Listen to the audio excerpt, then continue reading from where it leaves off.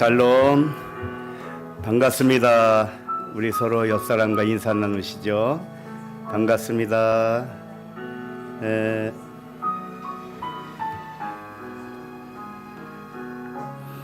오늘 예배 후에 교회 김장을 합니다.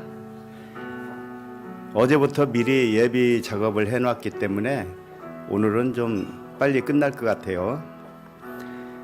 오늘 한번 수고하시면 1년 동안 김치를 마음껏 드실 수 있습니다. 김치에 대해서 잘 아시나요? 김치를 자주 드시면 코로나 예방에도 큰 도움이 된다고 합니다.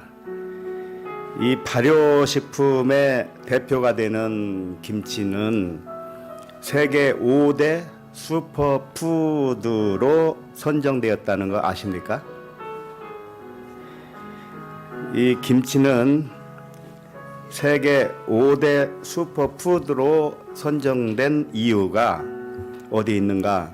김치의 효능이 뛰어나기 때문이죠. 김치는 노화를 늦추어주고 황산화 성분이 풍부해서 성인병을 예방해준다. 그뿐만이 아닙니다. 김치는 유산균이 다량 함유되어 있어서 장을 튼튼하게 해준다고 합니다. 어찌 건강 강조 같지 않습니까? 그리고 면역력 강화에도 탁월한 효능이 있다고 합니다. 일찍이 하나님께서 김치에 대한 아이디어를 주셨기 때문에 사람의 몸에 유익한 이 김치를 지금까지 잘 먹고 살아왔던 것이죠. 이렇게 좋은 김치를 정성껏 담아서 먹으면 얼마나 더 좋겠습니까? 김치를 하늘의 만나로 드시기 바랍니다. 기도하겠습니다. 하나님 아버지, 빛의 아들이 무엇인지 증거하기 위해서 잠시 동안 어둠의 아들이 되게 하신 은혜를 감사합니다. 어둠이 빛을 깨닫지 못하다가 어둠이 빛을 영접하게 하셨으니 이제 빛의 아들로 깨어나게 하심을 감사합니다. 빛의 아들의 의식은 하나의 의식이니 모든 것이 나의 부분으로서 나와 하나로 여기게 하심을 감사합니다. 아들을 향한 아버지의 생각은 재앙이 아니요 생명과 평안이라 하심을 감사합니다. 오늘도 평안의 복음을 말씀하여 주옵소서. 그리스도 이름으로 기도합니다. 아멘.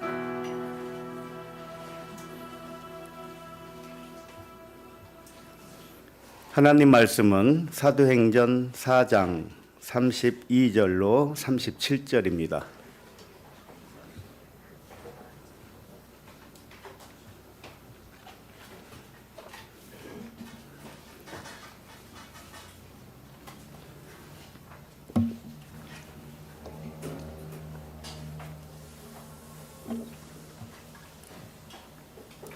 사도행전 4장 32절부터 시작. 믿는 무리가 한 마음과 한 뜻이 되어 모든 물건을 서로 동영하고 자기 재물을 조금이라도 자기 것이라 하는 이가 하나도 없더라. 사도들이 큰 권능으로 주 예수의 부활을 증언하니 무리가 큰 은혜를 받아 그 중에 가난한 사람이 없으니 이는 밭과 집 있는 자는 팔아 그 판 것의 값을 가져다가 사도들의 발 앞에 두매 그들이 각 사람의 필요를 따라 나누어 줌이라. 구브로에서 난 네이족 사람이 있으니 이름은 요셉이라. 사도들이 일컬어 바나바라 번역하면 위로의 아들이라 하니 그가 밭이 있음에 팔아 그 값을 가지고 사도들의 발 앞에 두니라. 아멘. 사도행전 30번째 말씀 제목은 공동의 소유물만 존재한다 입니다.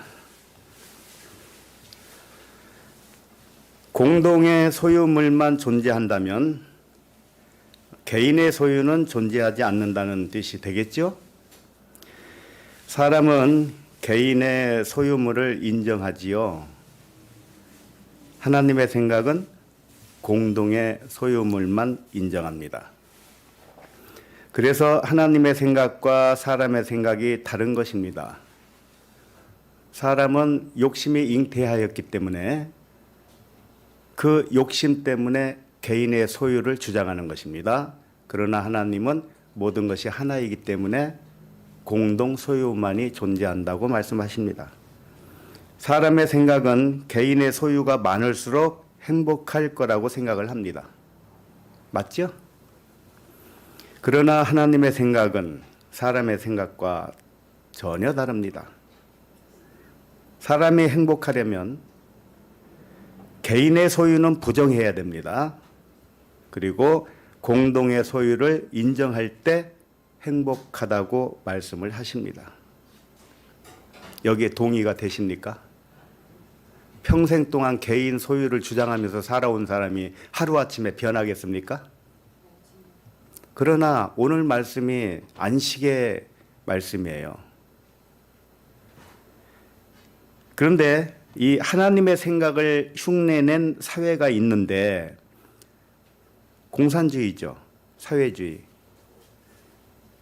공산주의의 이념은 모든 소유를 공동으로 제도화하는 것이었습니다. 그러나 진정한 공동 소유는 법과 제도로 되는 것이 절대 아니지요. 하나님의 마음은 없으면서 법과 제도를 통해서 강제로 공동 분배한다는 것은 실패할 수밖에 없는 것입니다. 하나님의 마음과 같은 한 마음이 되는 것이 가장 중요한 것이죠. 그래서 모든 소유가 공동의 소유로 자유롭게 통용될 수 있는 것입니다. 하나님과 한 마음이 되지 않으면 절대 일어날 수 없는 일입니다. 오늘 말씀은 7날의 언약 중에서 7날 안식의 날이 되겠습니다. 지난주까지는 6째 날까지 보셨죠? 안식은 모든 사람이 갈망하고 있어요. 평안을 싫어하는 사람이 세상에 어디 있겠습니까? 그러나 참된 안식은 사람의 생각 속에는 존재하지 않습니다.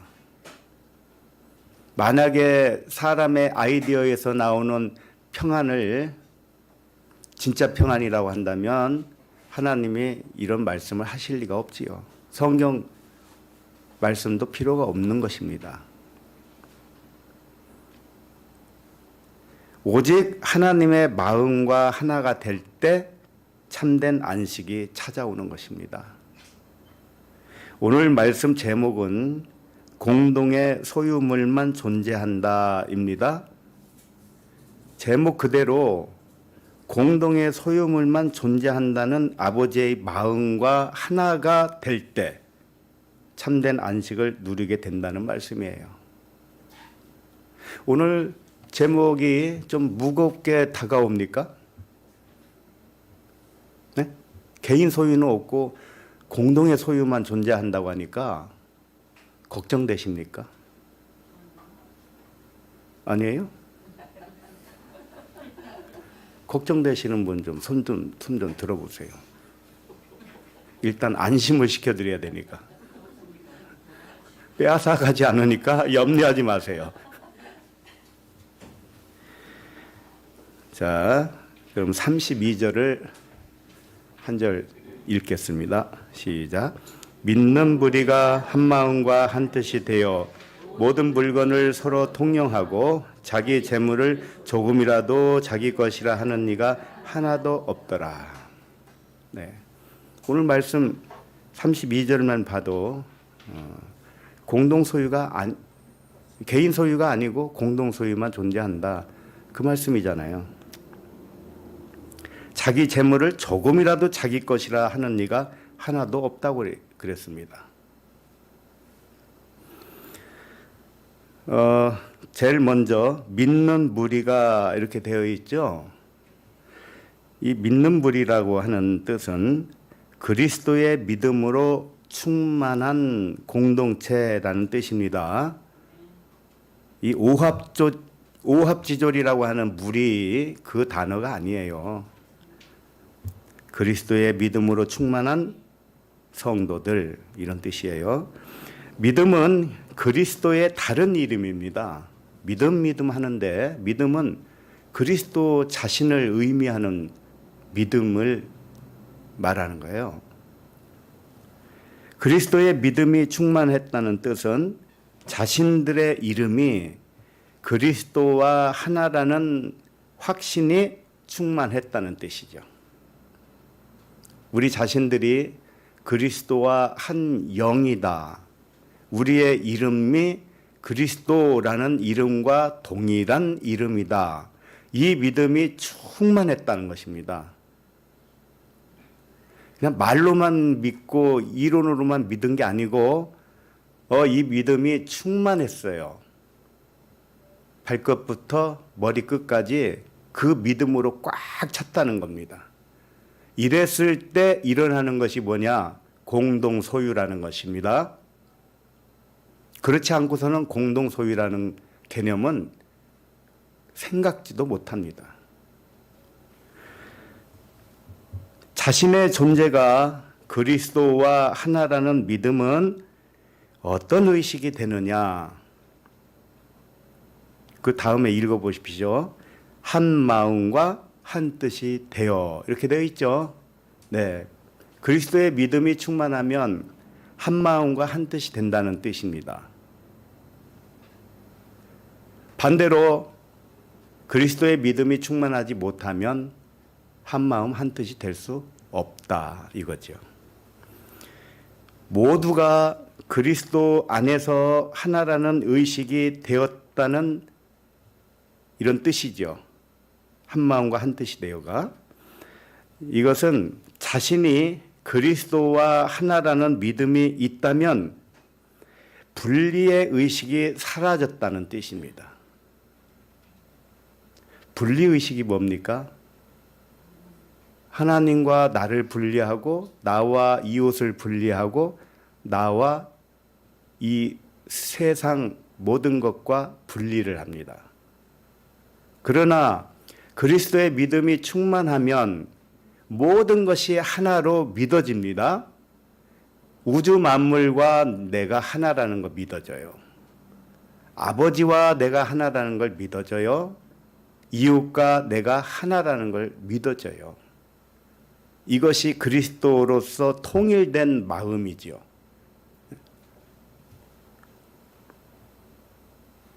그래서 자신이 그리스도와 하나라는 믿음이 있다면 분리의식은 사라지고요. 모두가 하나라는 의식이 됩니다.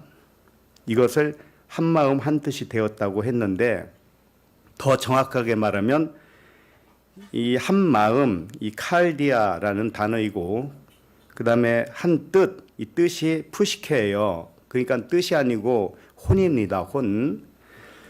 그래서 이게 무슨 뜻이냐면 마음과 혼이 하나가 되었다는 뜻이에요.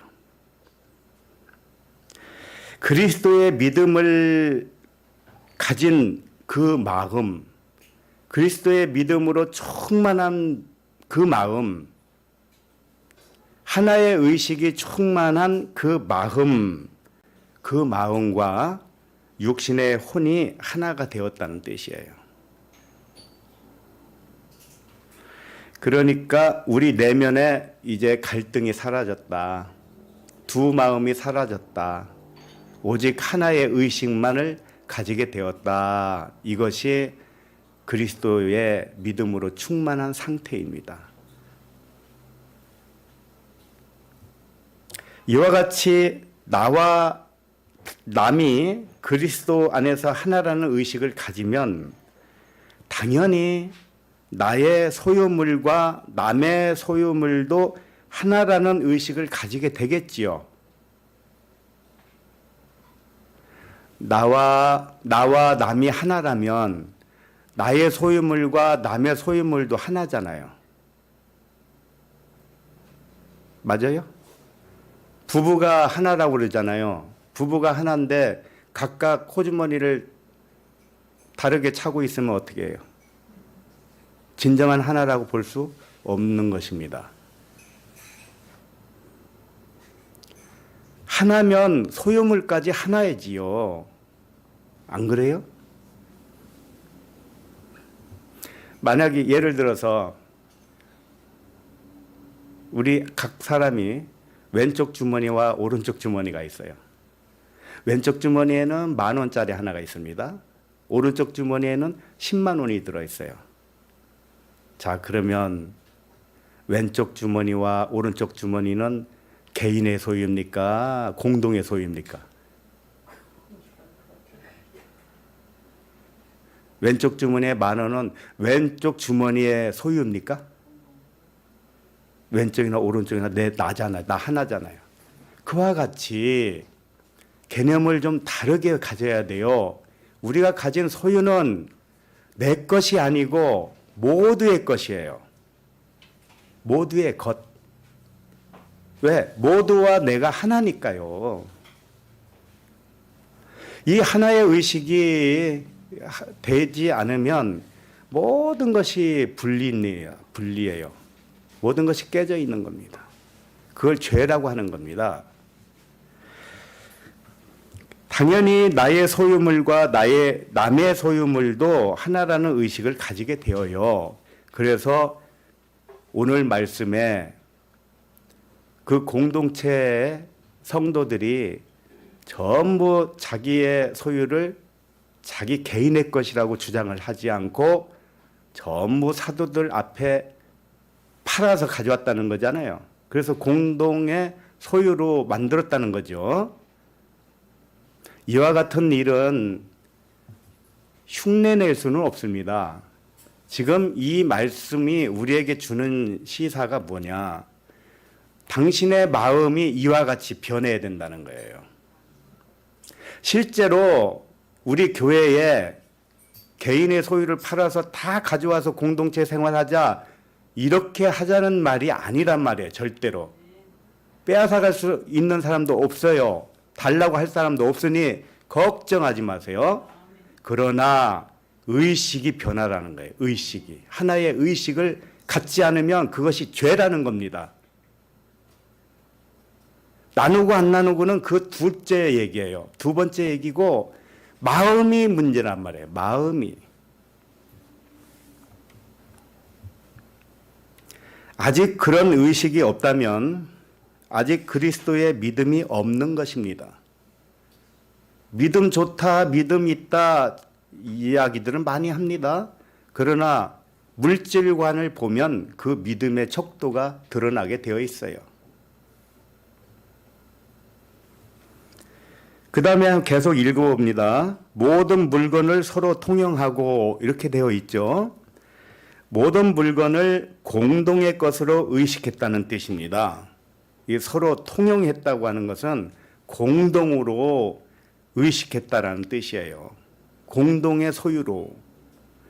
이것이 가장 기본적인 의식이에요. 믿는 그리스도의 사람들은 세상 가치관으로 사는 자들이 아닙니다. 우리는 세상에 속한 자들이 아니에요. 그러면 믿는 그리스도의 사람들은 하늘의 가치관으로 사는 하나님의 아들들입니다. 그래서 세상 사람들과 다를 수밖에 없는 것입니다. 세상 사람들과 다른 것이 도대체 무엇로 보여줄 수 있다는 거예요.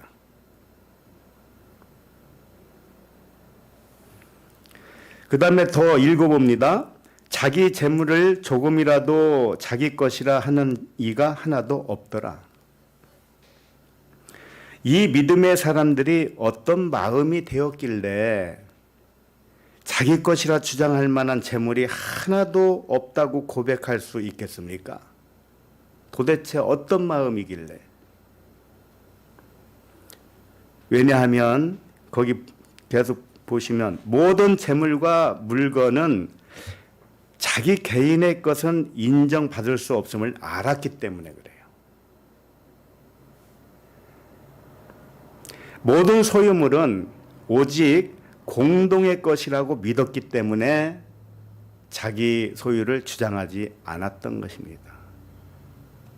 근데 이 믿음이 있기까지 그 전에는 자기 소유를 주장했던 것이죠. 우리 모두가 그리스도 안에서 하나라면요, 우리의 소유물도 그리스도 안에서 하나인 것은 당연한 것 아닙니까? 그렇죠? 그러므로 공동의 소유물만 존재하는 것입니다. 하나님 나라에서는 개인의 소유는 존재하지 않습니다. 하나님 나라에서는 공동의 소유만 존재하는 것이에요. 우리가 모두 하나이기 때문에 소유도 하나밖에 없는 것입니다. 공동으로 하나밖에 없어요. 우리는 모두 하나이기 때문에 소유물도 하나일 수밖에 없는 것이에요. 세상 사람들 중에서 이와 같은 의식을 가진 사람을 보셨습니까? 뉴스에서 가끔 본 적이 있었을 거예요. 평생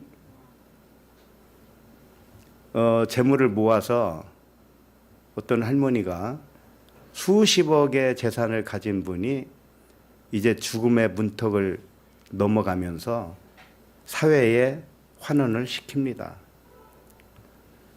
이 부유한 재산가가 하늘로 돌아갈 날이 얼마 남지 않았을 때 그 많은 재산을 사회에 환원하는 사례가 가끔 있어요. 그리고 특히 미국 사회 같은 경우는 이 사회에 환원하는 것이 굉장히 자주 있는 일인 것 같아요. 그 의식 자체가. 사람은 누구든지 받는 기쁨보다는 주는 기쁨이 더 크기 때문에요. 그래서 받는 자보다 주는 자가 복되다고 한 것이죠. 평생 모으기만 하다가 이제 때가 돼서 마지막으로 좋은 일을 한번 하고 가겠다라는 거예요. 그래서 모든 재산을 사회에 기증을 합니다. 대학교에 기증을 합니다. 어느 기관에 기증을 해요. 그리고 마지막 가장 큰 기쁨을 누리고 가는 거예요. 그 많은 재산을 기증을 하면 다른 사람, 옆에서 보는 사람은 아깝다고 생각하겠지만 당사자는요, 최고의 기쁨을 누리는 겁니다. 주는 기쁨이 얼마나 큰지 아십니까? 이걸 자주자주 경험을 하셔야 돼요. 주는 기쁨. 출애굽기 16장 18절을 잠깐 봅니다.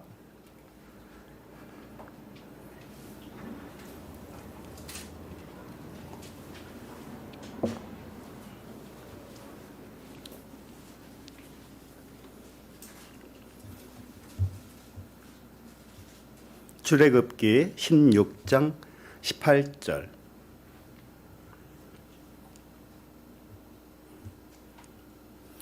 시작. 오멜로 되어 본즉 많이 거둔 자도 남음이 없고 적게 거둔 자도 부족함이 없이 각 사람은 먹을 만큼만 거두었더라. 이 말씀은 매일 필요한 양식은 한 오멜 분량이라는 뜻입니다. 이스라엘 사람들이 광야에서 이 만나를 매일같이 거두어다가 먹었습니다. 그런데 한 오멜만 거두라고 그랬어요. 한 사람 앞에 한 오멜만. 그런데 한 오멜보다 많이 거둔 자는 먹고 남은 것이 저축이 된 것이 아니고 썩어서 벌레가 생기기 때문에 남음이 없다는 뜻입니다. 그리고 적게 거둔 자도 부족함이 없다고 그랬는데 한 오멜보다 많이 거둔 자나 적게 거둔 자를 의미해요. 그러니까 한 오멜보다 적게 거둔 자를 말하는 게 아니라니까요. 전부 한 오멜은 거둔 거예요. 기본적으로. 그게 하루의 양식이기 때문에. 그런데 한 오멜보다 많이 거둔 사람도 있고 많이 거둔 자보다 적게 거둔 자도 있고, 근데 한 오멜은 다 거뒀던 거예요. 그러니까 남는 게 없고 부족한 것도 없어요. 결국 한 오멜만 필요한 양식이었다는 뜻입니다.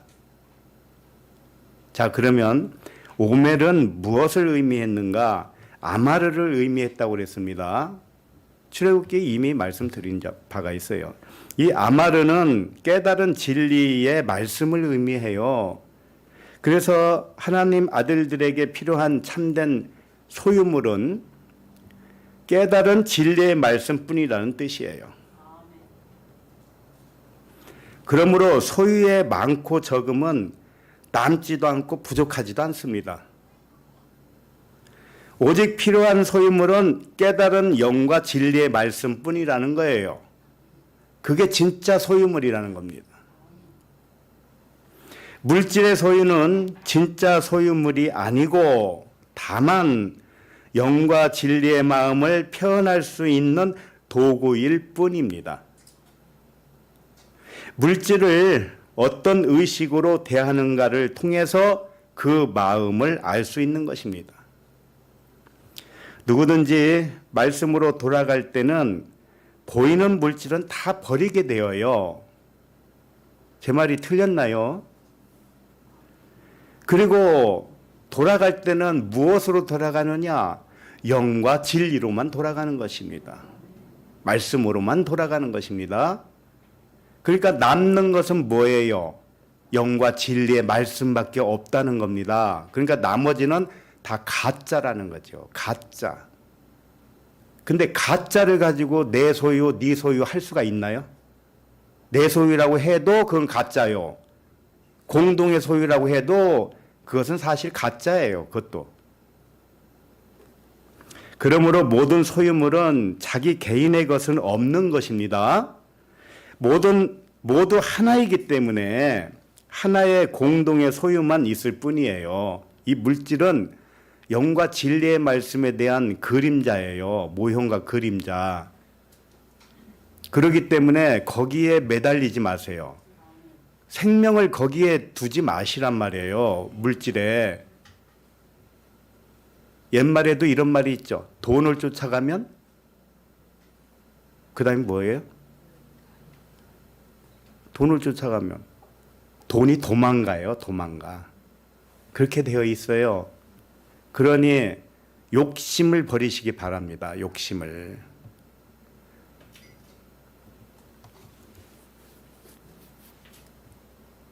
자, 그러면 33절, 본문 33절로 가도록 합니다.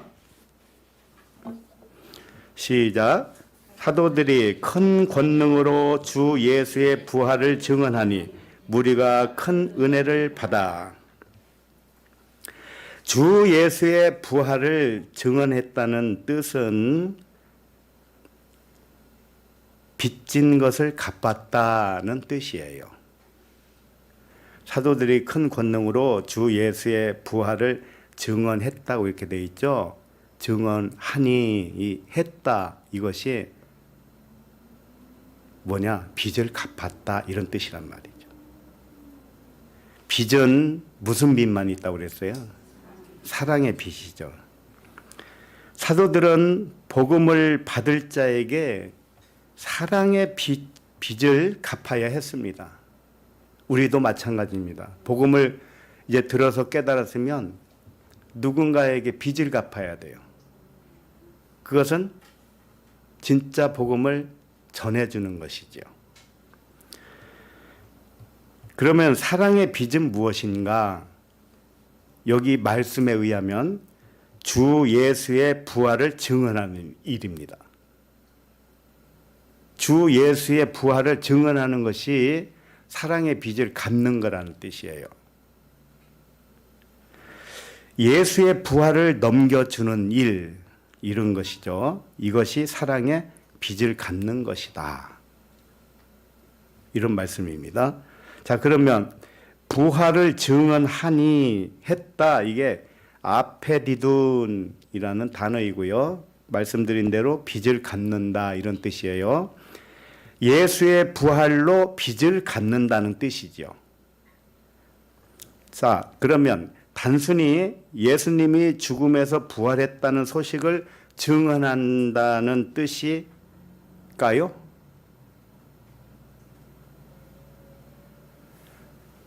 예수의 부활을 증언해서 빚을 갚는 것이 뭐냐? 예수님이 죽었다가 부활했습니다. 이 소식 알려주는 거냐고요.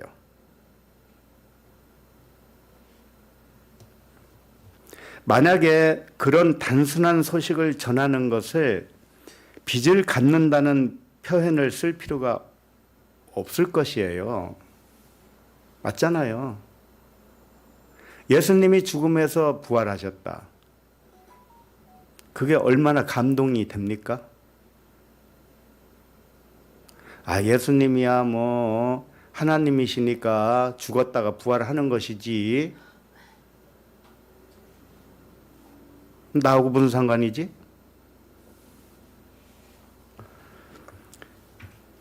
그러니까 단순하게 예수의 부활을 전했다는 뜻이 아닙니다. 그럼 뭘까요?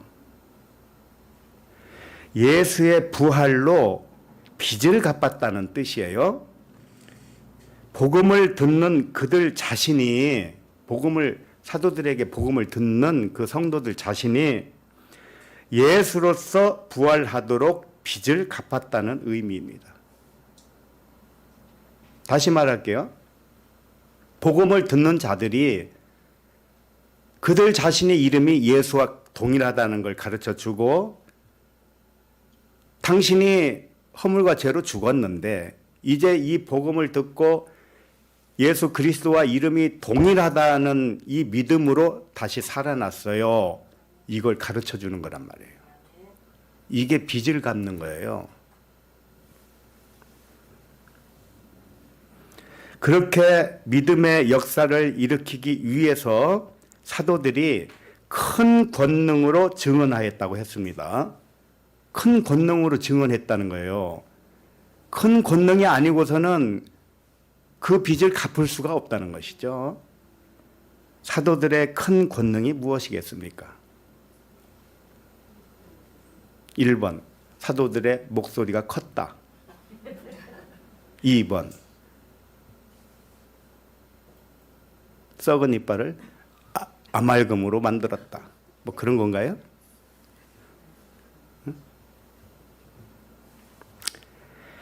사도들의 큰 권능은 사도 자신들이요, 예수와 하나로서 그리스도의 부활을 경험한 권능을 의미하는 거예요.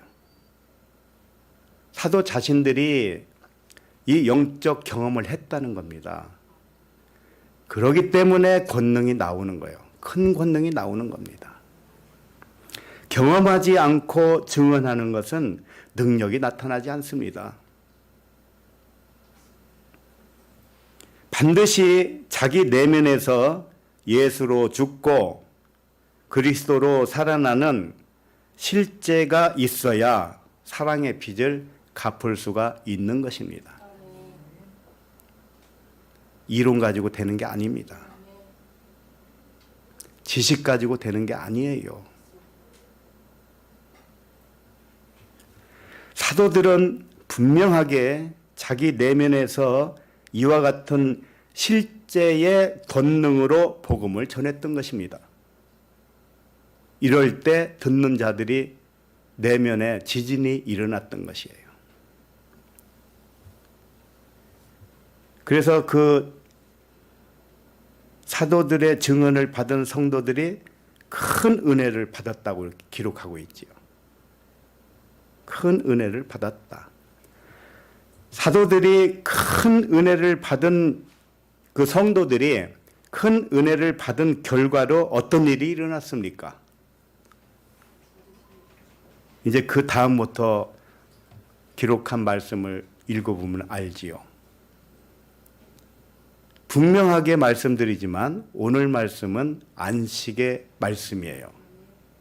일곱째 날 안식에 들어가려면 여러 가지 면에서 여러 가지 각도에서 말씀을 계속 했습니다. 지금 일곱째 날도 여러 번 지나왔잖아요. 그런데 그때마다 말씀이 달랐잖아요. 각도가 달랐어요. 그래서 동서남북, 40, 시험 그런 말씀을 쓰는 거예요. 이 동서남북이 전부 해결이 되어야 돼요. 그럼 오늘 말씀도 그 중에 하나죠. 근데 오늘 말씀은 굉장히 힘들 겁니다, 여러분. 그러나 한 가지 알아둘 것은 이것은 이 말씀은 우리 모두에게 적용이 되는 말씀이에요. 한 사람도 빼놓지 않고 모두에게 적용이 되는 말씀입니다. 자칫 잘못하면 넉넉하게 사시는 분들은 힘들 수도 있고요. 또 가난하다고 생각하는 사람들은 아이고 잘 됐네. 이제 인절미 하나라도 누가 주겠네. 이런 생각을 하겠지만 천만의 말씀이에요. 우리 모두에게 해당되는 거라고요. 여기 계신 분들도요. 나보다 못 사는 사람이 있습니까? 없습니까? 나보다 못 사는 사람 있어요? 없어요? 있어요. 얼마든지 있습니다. 없는 사람이 하나도 없어요. 그러면 그 나보다 못 사는 사람, 가난한 사람, 궁핍한 사람에게 찾아가서 나눠줬습니까? 공동 소유물로 의식을 하고 나눴냐고요. 물론 잘 하시는 분들도 계십니다. 그렇기 때문에 우리 모두에게 해당되는 거예요. 그래서 우스갯소리로 집에서 누구 만나러 가려면 냉장고 열어서 요구르트 하나라도 꺼내서 가져가라고 그랬죠. 요구르트 하나라도 가서 드리라고. 그 정신이 문제예요, 정신. 자, 34절을 읽습니다. 시작. 그중에 가난한 사람이 없으니 이는 밭과 집 있는 자는 팔아 그 판 것의 값을 가져다가 사도들의 증언을 받은 성도들이 큰 은혜를 받았습니다. 그 은혜를 받은 결과는 밭과 집을 팔아서 그 값을 가져왔습니다. 그 결과로 그 중에 가난한 사람이 없게 되었다고 한 것이죠.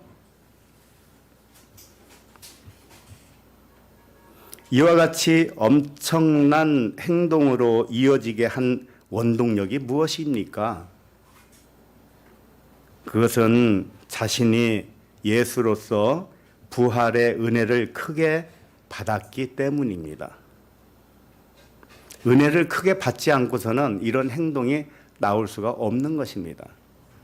예수 믿고 구원받으라는 반쪽짜리 복음을 듣고도요, 목숨을 아끼지 않는 사람들이 얼마든지 있었어요. 안 그렇습니까? 예수 믿고 천당 가세요. 이 한마디에 은혜 받고 자기 목숨을 다 버려서 주를 위해서 살겠습니다 하는 사람들이 얼마나 많은지 알아요? 그런데 하물며 그리스도의 복음을 듣고도 냉랭할 수도 있다는 사실에 너무 놀라는 겁니다. 여기 밭과 집을 팔았다고 했는데 팔았다는 단어가 폴룬테스라는 단어예요. 이게 현재 능동태 분사형 동사. 이게 굉장히 어렵죠. 이게 무슨 뜻이냐면 필요할 때마다 그때그때 계속해서 판다 이런 뜻입니다. 우리의 소유가 있는데 필요할 때 내가 누군가를 도와줘야 할 일이 생기면 그때그때 판다는 거예요. 이게 현재 능동태 분사예요. 계속해서 판다 이겁니다. 왜? 자기 소유가 없다고 인정을 했기 때문에. 내 소유는 없습니다. 그러나 내가 맡아 있는 청지기로서는 가능한 일이잖아요. 하나님이 나에게 맡겨뒀단 말입니다. 맡겨둔 건데 하나님이 손을 벌려서 그쪽으로 이동시켜라. 그러면 이동시켜야 되잖아요. 그러죠? 청지기일 뿐이에요. 그런 마음이 있어야 된다 이겁니다. 그래서 언제든지 손을 필 수 있는 준비가 되어 있어야 돼요. 하나님은요, 구약에서부터 같은 말씀을 해오셨어요. 자, 신명기 15장 7절을 펴보세요.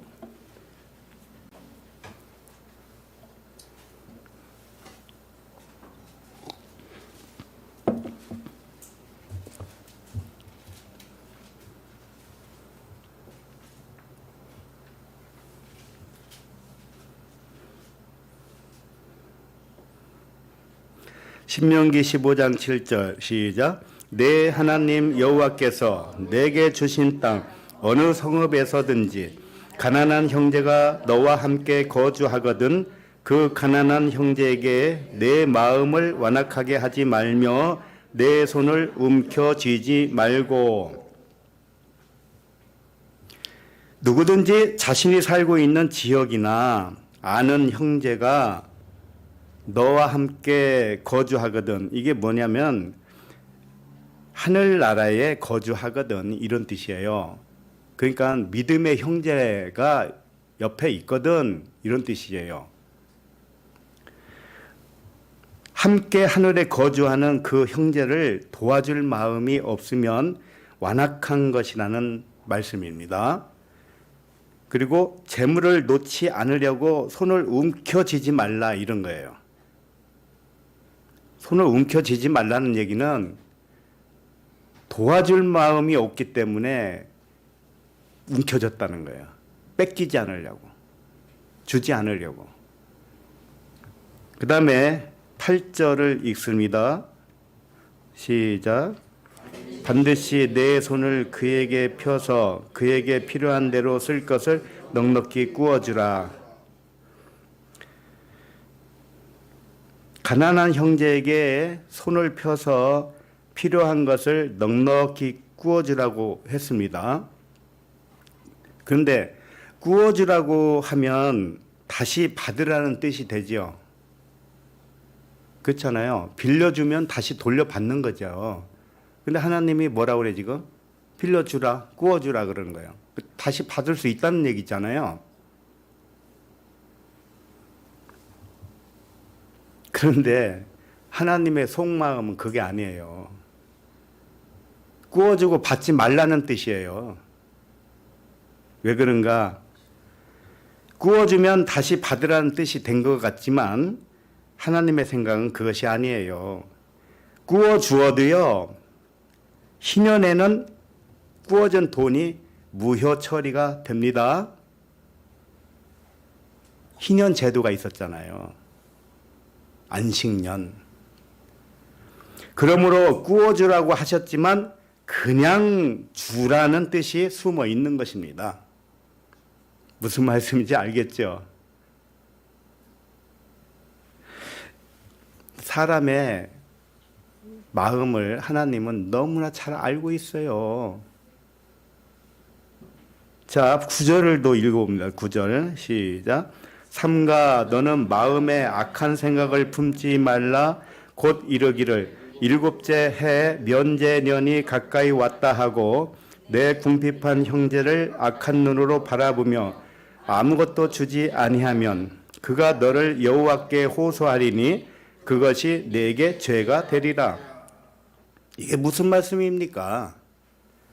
가난한 형제에게 구워주기 싫은 이유는 하나님이 아주 정확하게 지적을 해준 거예요. 네가 형제에게 구워주기 싫어? 구워주면 받는 건데 근데 안 구워준단 말이에요? 왜 그럴까요? 구워준 돈을 면제해줘야 할 면제년이 가까이 왔기 때문에. 생각을 해보세요. 내년이 면제년, 희년이라고 합시다. 희년에는 모든 걸 다 면제해 주죠. 예? 심지어 자기 종으로 노예로 삼았던 사람도 다 놓아줘야 됩니다. 그리고 평생 살 만큼 재산을 주어서 보내야 돼요. 이게 하나님의 말씀이에요.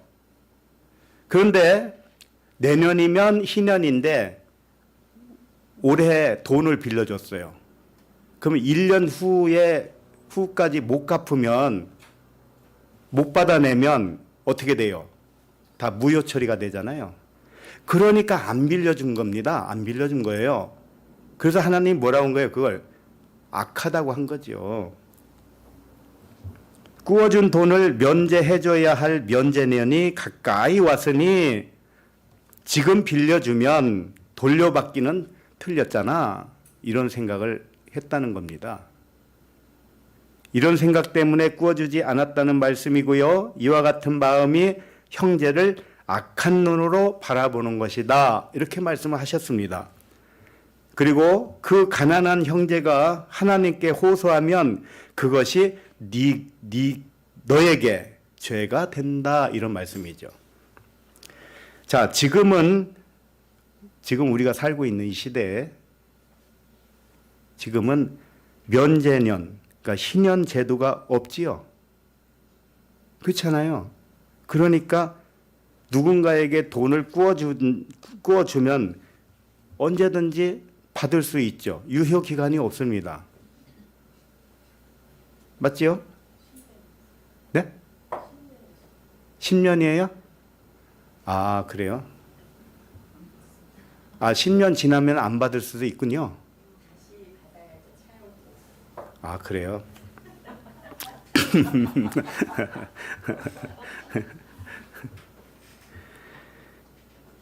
한번 생각을 해보세요. 지금은 희년 제도가 없어요. 그래서 땅이든 노예든 뭐든지 간에 이게 면제되는 그것은 없어요. 그러니 구워주면 언제든지 받을 수 있죠. 유효기간이 10년이라고 그랬으니까 10년 안에는 받을 수 있고, 또 10년 되기 전에 차용증을 다시 쓰면 또 10년 연장되는 거예요. 그러니까 무한정입니다, 사실은. 그러면 오늘 날에는 그냥 맘 놓고 빌려줘도 되죠. 아무 때나 받을 수 있으니까. 구약에서는 희년이 가까이 오면은 이제 면제해줘야 할 때가 거의 가까이 왔기 때문에 안 빌려줬단 말이에요. 근데 하나님은 그걸 악하다고 그랬어요. 그게 죄다고 그랬습니다. 그럼 오늘날은 어떻게 적용을 할 수가 있을까요? 잘 생각해 보세요. 면제년, 희년, 이 안식년은 왜 제도가 생겼을까요? 하나님이 처음부터 공동 소유밖에 없다는 것을 가르쳐 줬던 거예요. 개인의 소유는 없다는 것을 이 희년 제도를 통해서 가르쳐 줬단 말이에요. 50년 되면 전부 면제입니다. 그러니 개인 소유가 없는 겁니다. 이걸 하나님이 가르쳐 준 거예요. 자, 그러면 오늘날 희년은 뭡니까? 오늘 이 말씀을 들은 분들은 이제 희년이 찾아온 거예요. 이 말씀을 들으면 이제 개인 소유는 없다는 거 아셨죠? 그리고 공동 소유밖에 없다는 거 아셨죠? 그러면 이제 희년이란 말이에요. 다 면제란 말이에요. 면제. 그러나 이 말씀을 듣고도 믿음이 없으면 아직 희년이 안 된 거고요. 방금 읽은 그 악한 자와 똑같습니다. 지금 희년을 말씀드렸는데 희년이 가까이 왔어요. 그러니 빌려주면 안 되는 거죠. 왜? 빌려주면, 누군가에 뭘 빌려주면 개인 소유가 없다고 그랬으니 돌려받을 수 있나요? 돌려받을 수 없죠. 이게 희년이라니까요. 이게 면제년이란 말이에요. 그러니까 이제 희년이 오니까, 이 영적 희년을 얻으니까 누군가에게 돈을 빌려줄 마음이 생깁니까? 네? 누군가에게 구워줄 마음이 생깁니까? 안 생기죠. 왜? 구워줘도 못 받으니까 이제. 아니 저 권사님이 나에게 100만 원 빌려줬는데 어찌 내놓으라고 성화를 하는지 저분은 설교도 못 들었나 봐. 자, 이렇게 대들면 어떻게 합니까? 받을 수 있습니까? 못 받습니까? 못 받잖아요. 체면이 있지 어떻게 받아요? 그런데 그것이 무서워서 이 복음에 입각해서 개인 소유는 없다는 말씀을 들었는데 가난한 자에게 돈을 빌려주려고 했더니 이제 이 복음 때문에 걸리네. 이제 받을 수가 없게 되었어요. 그래서 모른 척하는 겁니다. 그걸 하나님이 뭐라고 한다는 거예요? 네 형제를 악하게 봤다 그런 겁니다. 악한 눈으로 봤다 이겁니다. 그 형제가 가난해서 어려운데 하나님께 호소하면 어떻게 되느냐? 너에게 죄가 된다 이렇게 말씀하신 겁니다.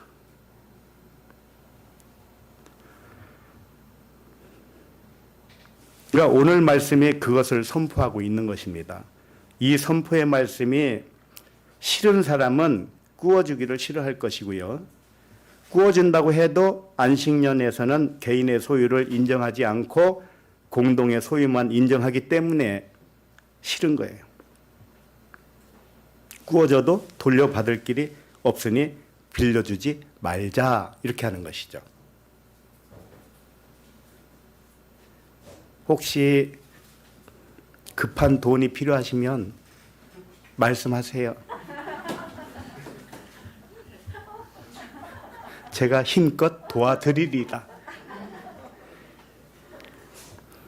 그런데 빌려주면 못 받으니까 이제 못 받으니까 거저줘야 되니까 안 빌려주는 거죠. 바로 이 마음이 악한 마음이다 이렇게 말씀하셨고 돌려받지 못할 것 같으니 빌려주지 말자는 마음이 죄가 된다 이렇게 말씀하셨습니다. 자, 그럼 10절도 읽어봅니다. 신명기 시작. 너는 반드시 그에게 줄 것이요 줄 때에는 아끼는 마음을 품지 말 것이니라. 이로 말미암아 내 하나님 여호와께서 내가 하는 모든 일과 내 손이 닿는 모든 일에 내게 복을 주시리라. 하나님은 우리에게 평안을 주기 위해서 하시는 말씀이에요.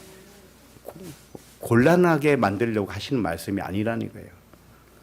그러니까 이 지금 10절 말씀은 계산하지 말고 아까운 마음을 품지 말고 즐겁게 주라 이런 말씀이죠.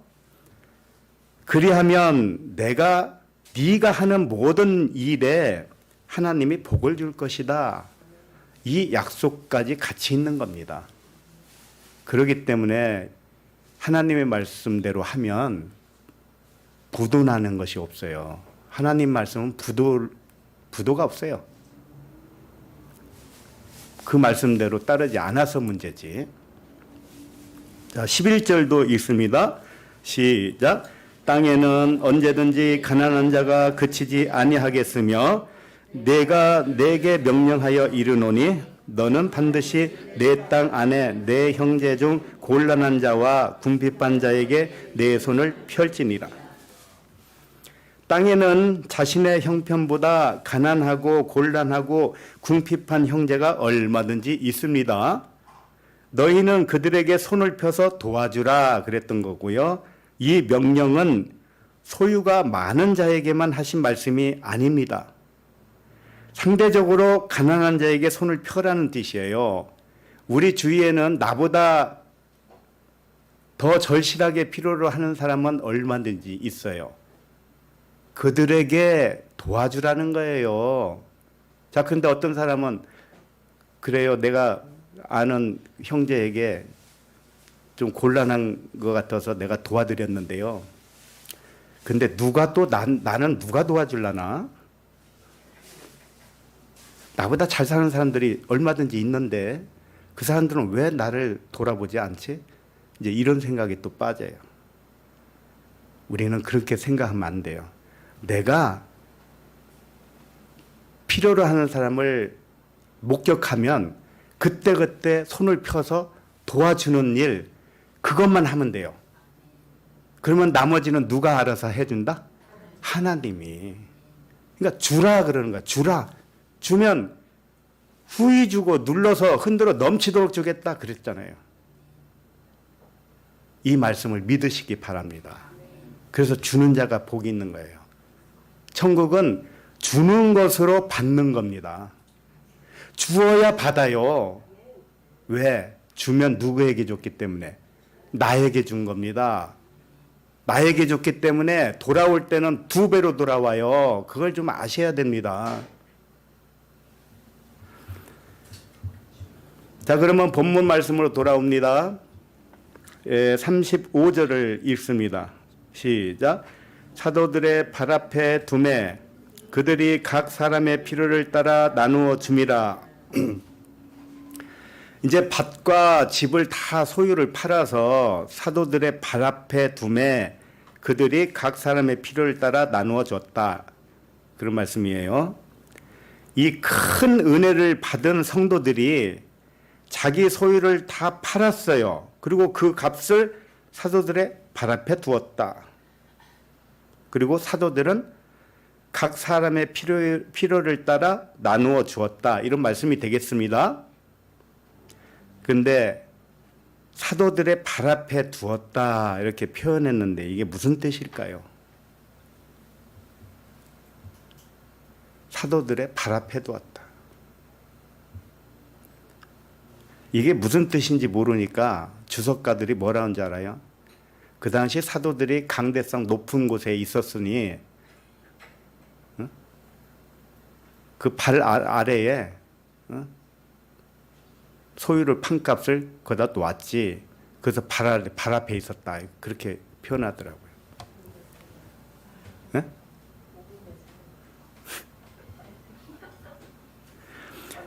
사도들의 발 앞에 뒀다는 건 뭐냐면은 이게 심판의 의미예요. 쉽게 말하면 발등상 되었다 이런 뜻이에요. 발등상이 뭡니까? 발 올려놓는 상이잖아요. 쉽게 말하면 발로 밟은 거죠. 무엇을? 개인의 소유를 판 돈을 발로 밟았단 말입니다. 이게 심판이라고요. 물질이 사도들의 발밑에 심판을 받았다 이런 뜻입니다. 자, 개인의 소유를 팔은 돈이 뭡니까? 개인의 소유래요. 개인의 소유죠, 이제. 개인의 모든 소유가 사도들에게 심판을 받았다는 뜻이에요.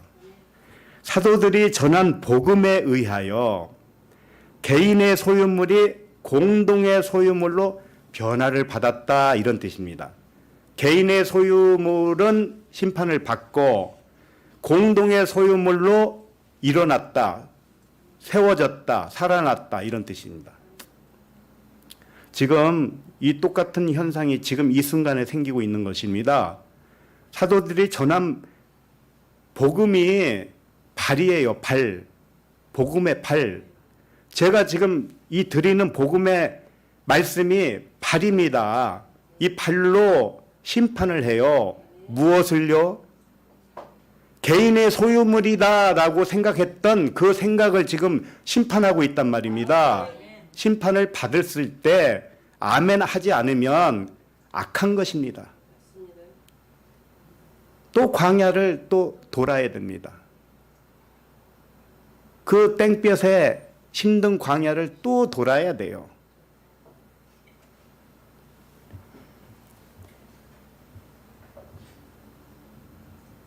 이 사도들이 전한 복음에 의하여 개인의 소유물이 심판을 받고 공동의 소유물로 세워진 것입니다.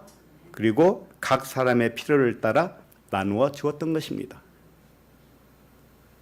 그래서 만나를 광야에서 만나를 가져올 때 사람 수대로 한 오매씩 가져오라고 했던 거예요. 만약에 집에 노인네들이 있든지 어린아이들이 있잖아요. 그 수만큼 오멜 재어가지고 가져오라고 했던 거예요. 그러니까 가족 수대로 필요에 따라 나눠 가진 겁니다. 가족 수대로. 두 식구가 사는 사람은 두 식구가 먹을 만큼 가져갔고, 다섯 식구면 다섯 식구에 맞게 이렇게 나눠졌다는 거예요. 이렇게 되는 것이 참된 평안을 누리게 되는 진리의 길이다, 이것입니다. 하나님의 생각은 많은 자를 빼앗는 생각도 아닙니다. 재물이 많다고 해서 많은 자에게서 다 뺏어온다, 이게 하나님의 마음이 아니라니까요. 오해하지 마세요. 그리고 적은 자를 동정하는 생각도 아닙니다. 그걸 아셔야 돼요. 하나님 생각은 생명은 물질에 있지 않다는 것을 가르쳐 주는 데에 목적이 있는 거예요. 그리고 생명이 아닌 것이 많든 적든 무슨 상관입니까? 그럼 생각을 해보세요.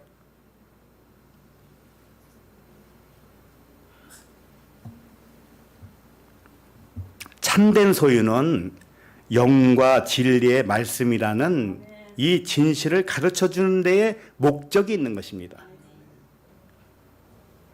자, 고린도후서 8장 13절을 봅니다. 고린도후서 8장 13절.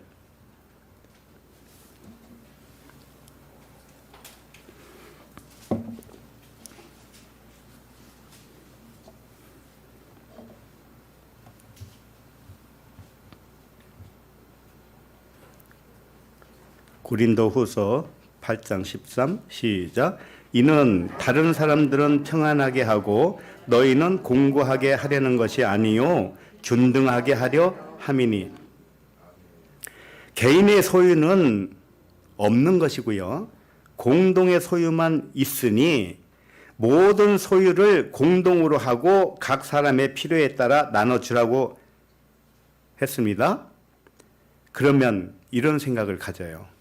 그러면 손해보는 자와 득을 보는 자가 있을 것으로 생각을 하지요. 안 그러겠습니까? 우리 교회에서도 가지고 있는 소유를 다 팔아서 우리 공동으로 분배합시다, 이렇게 한다면 어떻게 될까요? 손해보는 자와 득을 보는 자가 있겠죠. 그러나 하나님 생각은 모두 균등하게 하려 함이라, 이렇게 말씀하셔요. 모두 균등하는 것이지 누구는 손해보고 누구는 이득보고 이런 게 아니다라는 겁니다. 고린도후서 8장 14절 그 다음 절 시작. 이제 너희의 넉넉한 것으로 그들의 부족한 것을 보충함은 후에 그들의 넉넉한 것으로 너희의 부족한 것을 보충하여 균등하게 하려 함이라. 품앗이라는 말이 있잖아요. 다른 사람이 필요할 때 내가 가서 도와주고, 내가 필요할 때 다른 사람이 와서 또 도와주고, 이렇게 해서 이 품앗이 서로 균등하게 잘 살 수 있는 방법이죠. 하나님이 바로 이렇게 하겠다는 것이죠. 그 다음에 15절도 봅니다. 시작. 기록된 것 같이 많이 거둔 자도 남지 아니하였고 적게 거둔 자도 모자라지 아니하였느니라. 이미 살펴본 말씀, 광야에서 내려주는 그 만나의 원리를 말씀하고 있습니다. 많이 거둔 자나 적게 거둔 자도 오직 한 오멜만 양식이 되었더라, 이겁니다. 한 오멜의 만나는 하늘에서 내려온 생명의 말씀이 아닙니까? 생명의 말씀, 살아있는 떡. 만나는 살아있는 떡이라고 그랬어요. 예수님 자신을 의미했단 말이에요. 그러니까 말씀이었다 이거예요. 말씀은 하나님의 말씀은 개인 소유물이 없습니다. 그거 믿습니까? 공동의 소유물이에요. 그러니 지금 하나님이 무슨 말씀하고 계시는 거예요? 모든 물질을 말씀으로 보라는 거예요. 말씀으로 보면 개인 소유물이 있겠니? 모든 만물이 말씀으로 나왔는데 주에게서 와서 주에게로 돌아가는 것인데 어찌 개인 소유물이 있겠니? 이걸 말씀하고 있어요. 왜 모든 물질이 공동의 소유물인가 하면 모든 것이 말씀이기 때문이다. 말씀은 한 개인의 소유물이 될 수 없고 하나님에게서 나온 말씀이다. 자, 그러면 오늘 또 36절 읽겠습니다. 본문 사도행전 36절 시작. 구브로에서 난 네이족 사람이 있으니 이름은 요셉이라 사도들의 일컬어 바나바라 번역하면 위로의 아들이라 하니, 이제 바나바가 등장을 하죠. 갑자기 바나바를 통해서 소유를 판 성도들의 영적 상태를 알려주고자 함이에요. 이미 위에서 살펴본 집과 밭을 다 팔아서 그 소유의 값을 팔아서 가져왔잖아요. 그 사람들의 영적 상태를 이 바나바를 통해서 알려주는 거란 말이에요. 대표적으로 바나바를 우리에게 소개해 주면서 밭을 팔고 집을 파는 것이 이런 영적 상태가 되었을 때 가능한 것이다. 이걸 알려주는 겁니다. 자, 바나바는 어디서 났다고 그랬어요? 구브로죠? 구브로가 무슨 뜻이냐면 구리로 만든 그릇을 말해요. 녹그릇. 이 녹그릇은요, 바나바가 태어난 곳 구브로가 녹그릇인데, 녹그릇은 뭐냐? 진리를 담고 있는 이 세상을 의미해요. 이 세상 겉으로 보면 그냥 세상 그릇일 뿐이지만 그 안에 진리가 있습니다. 그래서 구브로라고 한 것이고요. 여기서 태어났다는 거예요. 그러면 우리도 마찬가지 아닙니까? 세상에서 태어났으니까요.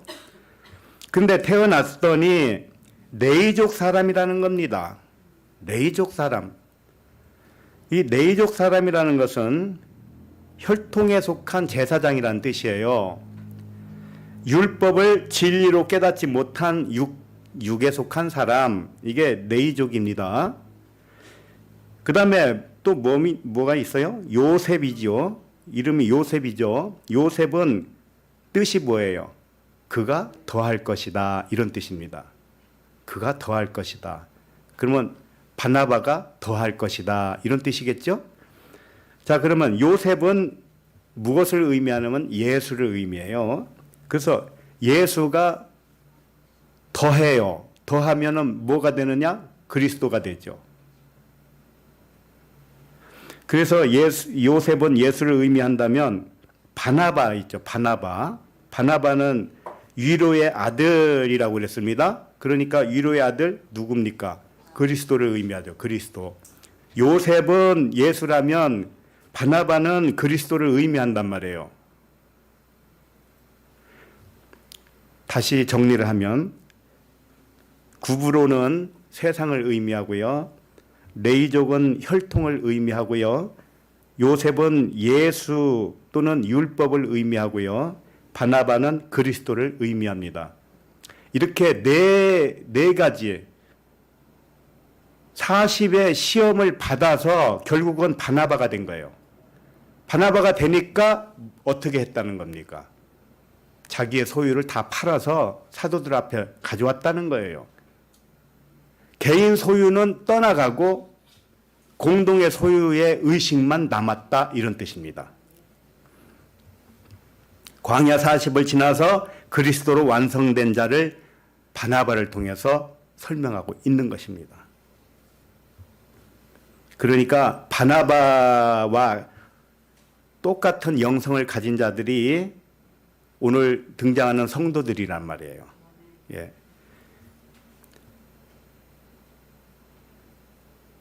사도행전 제가 읽어드립니다. 찾지 마시고요.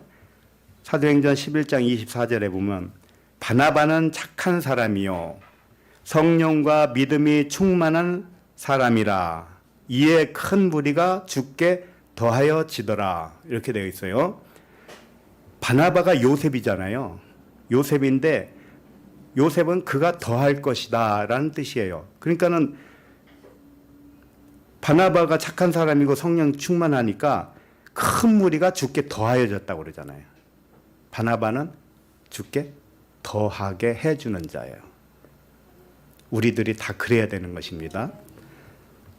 바나바가 가는 곳에는 큰 무리가 주께 더하여지더라. 이렇게 가능한 이유는 뭐냐? 바나바는 영으로만 분별하는 착한 사람이다 이겁니다. 착한 사람이 뭔지 알아요? 영으로만 분별하는 자예요. 육체를 따라 판단하지 않는 자를 착한 자라고 하는 것이에요. 성령과 그리스도의 믿음이 충만하기 때문이었다. 이렇게 바나바를 소개하고 있는 것입니다. 그러니까 바나바를 닮아야 되겠죠. 자, 그 다음에 본문으로 와서요.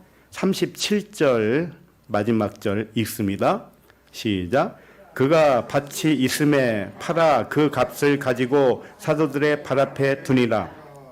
네, 바나바가 밭이 있었다는 거예요. 그 밭을 팔아서 그 값을 사도들의 발 앞에 두었다. 바나바도 믿음이 충만한 다른 성도들 같이 밭을 팔아서 사도들의 발 앞에 두었다. 밭은 마음의 밭과 하나예요. 우리 마음의 밭도 밭이라고 그래요. 마음도 밭. 그러니까 마음을 팔아야 되는 겁니다. 무슨 마음을 팔아야 돼요? 개인의 소유물이라는 그 마음을 팔아야 된다니까요. 사람은 지금까지 내 소유를 키우는 데만 온 정성을 다 기울이죠. 이제 마음을 놓이시기 바랍니다. 그 마음을 팔아버려요, 이제. 내가 돈을 벌어도 공동의 수입을 위해서 버는 것이다, 이렇게 생각하세요. 내 개인의 소유를 높이기 위해서 일한다, 이렇게 생각하지 마시고요. 공동의 소유물을 하나님이 나를 통해서 주는 것뿐이다. 잠시 맡겨놓은 것뿐이다. 이거 마음이 이렇게 변하지 않으면요, 하나님 앞에 악한 겁니다. 죄예요. 그걸 죄라고 그러는 거예요. 마음 밭이 팔려야 실제 소유도 팔 수가 있는 것입니다. 마음이 문제인 거예요, 마음이. 그러니까 오늘 말씀대로 보면 교회 공동체가 어떤 소유물을 다 팔아서 가져와서 공동을 사용하자 이런 말이 아니에요. 그게 아니고 언제든지 나에게 필요로 하는 자에게 손을 펴서 줄 수 있는 마음가짐이 중요하다는 겁니다. 왜? 내 거가 없으니까요. 내 거가 없기 때문에 하나님이 저 줘라 그러면 이쪽으로 흘려라 저쪽으로 흘려라 그러면 손을 펴야 됩니다. 움켜쥐지 말라는 거예요. 이 마음이 중요한 겁니다. 바나바가 이렇게 높은 영성을 지닌 그리스도의 장성한 자가 되는 과정을 설명해 주었어요. 바나바의 과정을 다르게 표현하면 이런 것입니다. 세상에서 교회로 갔습니다. 세상에서 구부로 세상이잖아요. 그 다음에 교회가 뭡니까? 제사장이죠. 혈통의 제사장. 그 다음에 교회에서 예수를 믿어요. 예수 믿고 천당가, 예수 믿고 복받아 이러잖아요. 거기서 어디로 가야 돼요? 그리스도로 가야 되는 거예요. 그리스도로 가면 모든 것이 하나예요. 우리가 다 그리스도 안에 있는 부분 그리스도예요. 전부 그리스도란 말이에요. 그러면 하나가 아니고 이게 둘이 아니고 하나죠. 나눌 수가 없는 겁니다. 믿음의 결국은 자신이 그리스도와 하나라는 믿음을 갖는 것입니다. 형제가 나와 하나라는 믿음을 소유한 것 같이 물질관에 관한 믿음도 모든 소유는 하나의 공동의 소유물만 존재한다는 믿음으로 안식하게 되는 것입니다. 리토브 에클레시아 모든 가족은 이 말씀을 받았으니 공동의 소유물만 존재한다는 믿음으로 실천한다면 하나님이 기뻐하실 것입니다. 하나님이 책임져 주십니다. 기도하겠습니다.